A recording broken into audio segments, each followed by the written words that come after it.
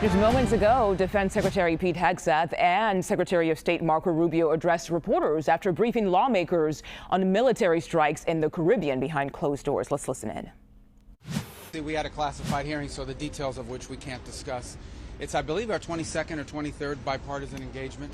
We'll continue to engage with Congress on this. We're headed to the House now to do a similar briefing and provide updates on this counter-drug mission, which is focused on dismantling the infrastructure of these terrorist organizations that are operating in our hemisphere, undermining the security of Americans, killing Americans, poisoning Americans. And this has been a highly successful mission that's ongoing and continued, and we're pleased to be here today to update Congress on how that's developing and how that's moving forward. As I said, I believe it's our 22nd, 23rd such engagement, certainly been at least the fourth or fifth that I've been involved in, and those will remain and be ongoing. Okay? I would just echo that. It is the 22nd bipartisan briefing we've had on a highly successful mission to counter designated terrorist organizations, cartels, bringing weapons meaning drugs, to the American people and poisoning the American people for far too long. So we're proud of what we're doing, able to lay it out very directly to these senators and soon to the House. It's all classified. We can't talk about it now. We're also going to tomorrow allow the HASC and SASC to see the unedited video of the September 2nd, alongside with Admiral Bradley, who has done a fantastic job, has made all the right calls, and we're glad he'll be there to do it. But in keeping with long-standing Department of War policy, Department of Defense policy, of course we're not going to release a top-secret, full unedited video of that to the general public. HASC and SASC and appropriate committees will see it, but not the general public.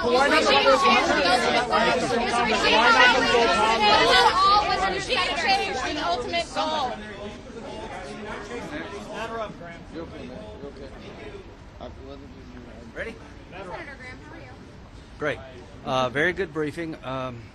Before I had this job, I was a judge advocate for about 30 years.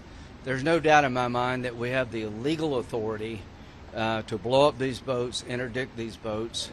In 1989, President Bush, 41, literally invaded Panama, dropping the 82nd Airborne, taking the president of Panama out, putting him in American prison because he was a narco-terrorist drug dealer.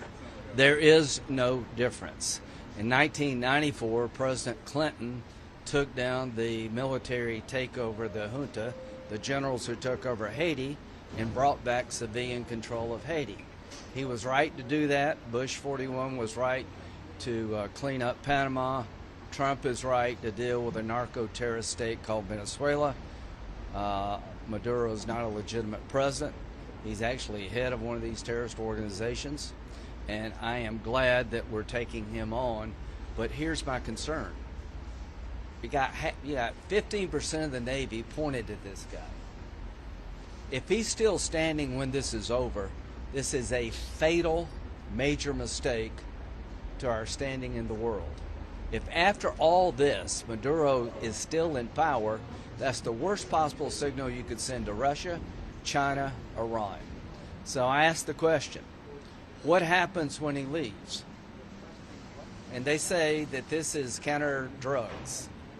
It'd be nice if he left. That's not a good answer. I want to reassert again, you cannot allow this man to be standing after this display of force, and I did not get a very good answer as to what happens next. Why not release this video to the I think it should be.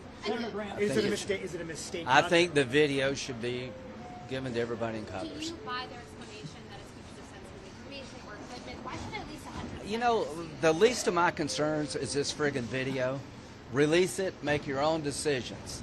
This is lawful. I have every confidence that what they're doing is no different than what Bush did. Nobody in the Congress accused the military leadership under President Bush 41 of being a war criminal for invading Panama without congressional authorization. But by not releasing the video, are they feeding into those attacks? No, just...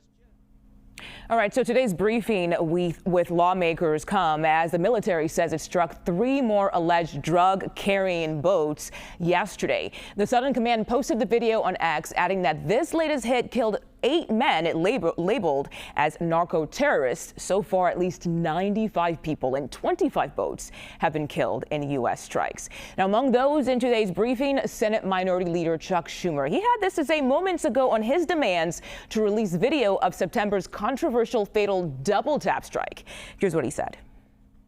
I reiterated my demand of Secretary Hegseth in front of all 100 senators that he allow every senator to see the unedited version, the unedited video of what happened on September 2nd.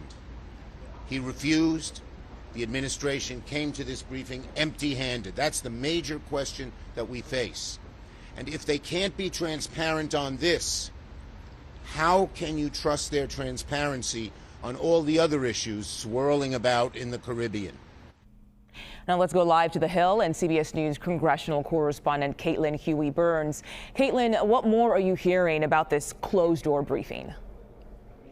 Well, this is a closed-door briefing, but with all members of the Senate. And that's what makes this one different from the others that we've seen over the past few weeks when these top officials were briefing top members of various committees, those with the highest security clearances. Chuck Schumer said just there that they were not shown the full video, the full unclassified video, or I should say the classified version that others were shown in previous briefings. That video, according to those in the room at those previous briefings, showed the double strike. And so you do have this question among Democrats up here on Capitol Hill about what the administration's policy is regarding Venezuela. Republicans have been coming out of these meetings. You heard Lindsey Graham there applauding the administration and pretty much on board with the policy that they are moving forward with, which is these boat strikes that continue as early as today. But Democrats want to know what the scope of this operation is, and according to Schumer, they did not get those answers. That's significant because you do have an interest among lawmakers up here in reasserting congressional authority when it comes to declarations of war, and that's why you have some lawmakers wondering, well, are we at war?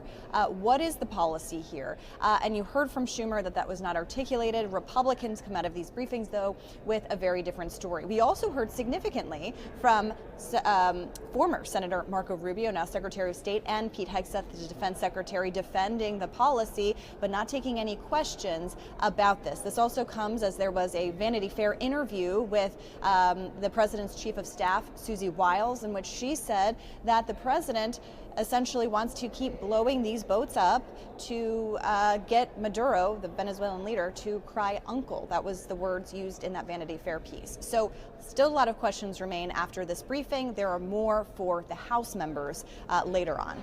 Okay, Caitlin Huey-Burns on Capitol Hill for us today. Thank you so much.